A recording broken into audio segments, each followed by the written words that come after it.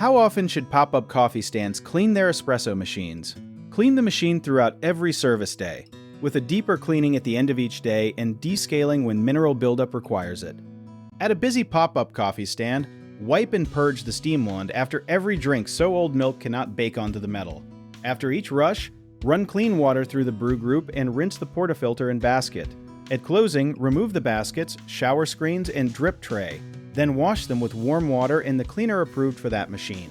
Backflush each group with water first, then use espresso machine detergent according to the manufacturer's directions.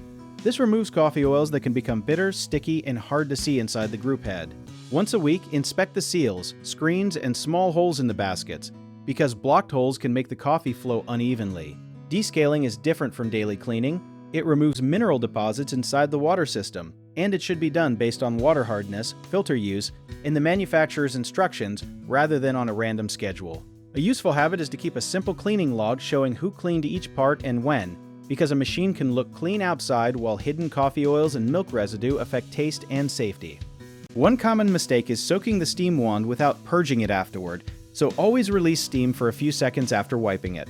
Another mistake is using household vinegar or harsh chemicals, which may damage seals or leave unsafe residue, so use the product and method approved for the machine.